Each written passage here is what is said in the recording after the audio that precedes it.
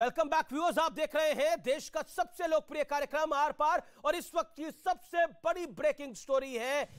अल्पसंख्यक मंत्रालय ने यानी माफ करिए राष्ट्रीय अल्पसंख्यक आयोग ने इस पूरे मामले की सुनवाई को 17 जनवरी को अब वो करेगा, ये जानकारी मिल रही है। इससे अलावा भी एक बड़ी जानकारी आ रही है जो कुछ मिनट में हम आप तक पहुंचा पाएंगे। झारखंड के मुख्य सचिव को तलब कर लिया गया है दिल्ली के अंदर। इस पूरे मामले में वन पर्यावरण विभाग के सचिव को भी बुलाया गया है। ये इस पूरी खबर की जानकारी है। राष्ट्रीय अल्पसंख्यक आयोग ने इस पूरे मामले को समेत शिखर जी मामले को का संज्ञान लिया है। 17 जनवरी को सुनवाई होगी।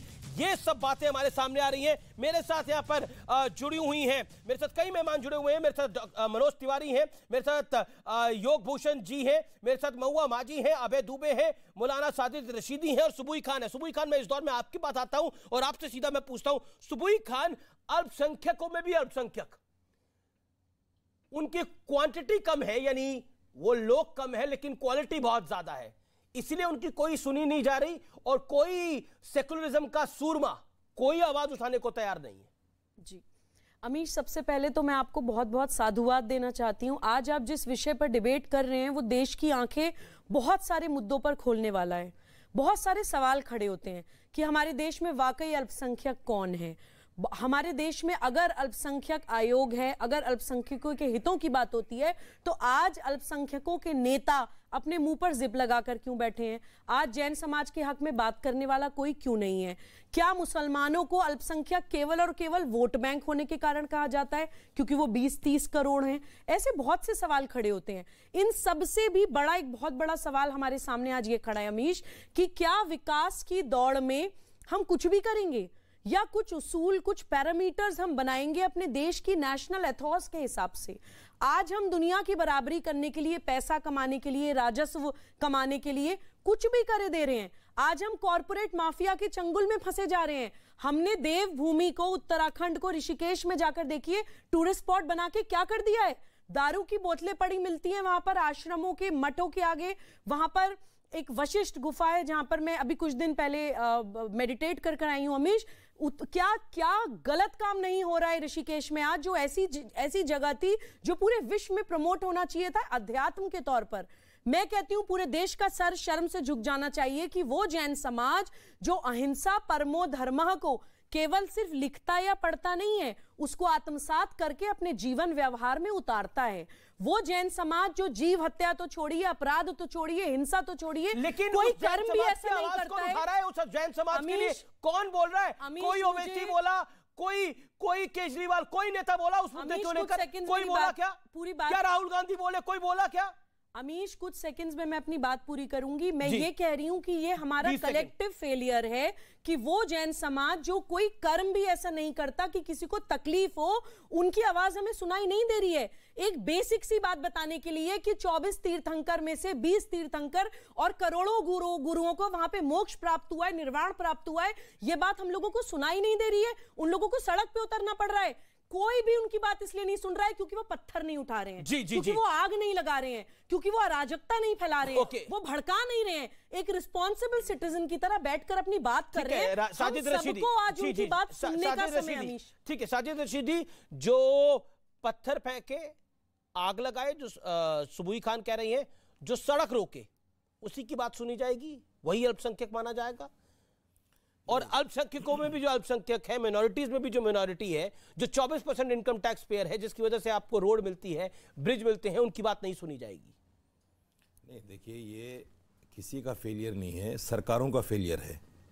आप देखिए कैसे आरोप प्रत्यारोप केंद्र सरकार जो है राज्य सरकार पर, राज्य सरकार केंद्र सरकार पर जिस तरह से आरोप प्रत्यारोप का मामला चल रहा है, ये कहीं ना कहीं दुर्भाग्य है इस देश का।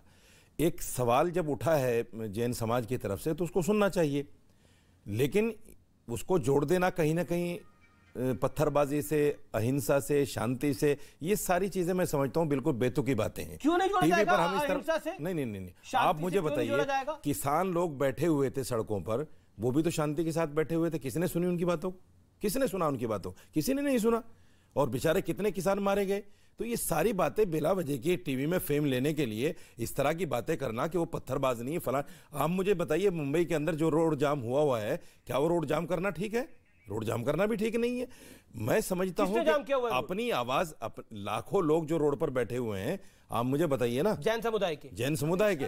मैं सिर्फ ये कहना चाहता जी, एक हूँ, सेकंड। सुनिए सर, मैं आप ही की बात कर रहा हूँ सर, मैं आप ही की बात कर रहा हूँ, सुनिए मेरी बात को, मैं आपके खिलाफ नहीं जा रहा हूँ। मैं सिर्फ ये कहना चाहता हूँ, उनको भी बोलने का हक है। विजय भूषण जी बोल ले 30 सेकंड, कोई भी आदमी, योग भूषण जी बोल ले, जैन मुनि है, 30 सेकंड बोल ले, मेरी पूरी तो हो जाए। जी जी जी।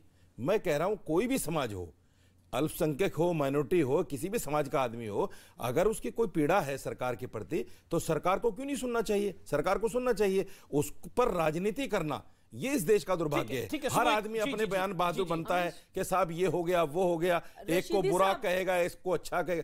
चुप रहिए, चुप रहिए, बिला वजह की फेम में लेने की बातें नहीं होनी चाहिए। आज ये जरूरत नहीं है।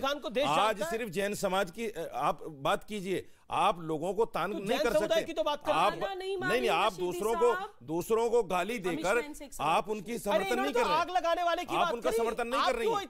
आप दूसरों को बुरा कहें कि साहब वो पत्थर नहीं उठा रहे हो, फला नहीं उठा। अरे जो पत्थर उठाएगा सजा देगी सरकार उसको। रशीदी साहब, मैंने कहा आग नहीं लगा रहे हैं, पत्थर नहीं उठा रहे हैं। आप तो ऐसे उछल गए जैसे मैं कह रही हूँ आप आग लगा रहे हैं, आप पत्थर उठा रहे हैं। कोई भी लगाए, कोई भी लगाए, आप क्यों कह रहे हैं? किसानों ने हरियाणा में क्या नहीं किया? कई हजार करोड़ की संपत्ति को जला दिया आपने, तो बोला नहीं? एक सवाल का एक बार नहीं बोला आपने? एक बात बताइए, एक बार नहीं आपने बोला? कई हजार करोड़ की संपत्ति को हरियाणा में जलाया गया।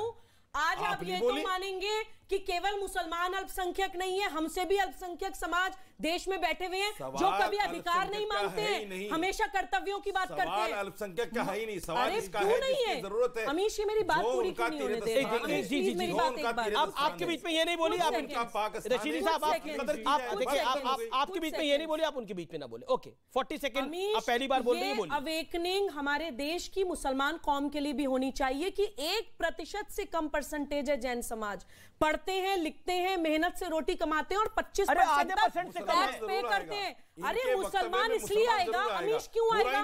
अमीश ये फिर बोल रहे हैं मुसलमान इसलिए आएगा, अरे इसलिए आएगा, जानबूझकर फेम लेना चाहते हैं मुसलमान को। अमीश मुझे ये लाइन प्लीज बोलने दीजिए। फेम की बात इसलिए आएगा क्योंकि आज आप लोग एक्सपोज हो रहे हैं, मुसलमान बच्चा देख रहा है कि उसको अल्पसंख्यक केवल और केवल वोट के कारण कहा जाता है, उसके दिमाग में विक्टिम माइंडसेट डाला जाता है सिर्फ वोट बैंक के कारण। एक बात कही अभी उन्होंने, आप नहीं कह सकते, एक बात अभी कही कि जैन समाज कम जरूर है लेकिन जो कमजोर नहीं। 2018-19 में नोटिफिकेशन हुआ उसको वापस लिए जाए। अच्छा ठीक है, आप साजिद रशीदी आपकी स्टूडियोज में, ये भी स्टूडियोज में, कृपया करके एक दूसरे के बीच में ना बोले। Okay 30 second, okay 30 second. किसी ने हिंदू मुसलमान नहीं करा, फैक्ट रखा जा रहा है, बात रखी जा रही है। हिंदू मुसलमान का लेना देना इससे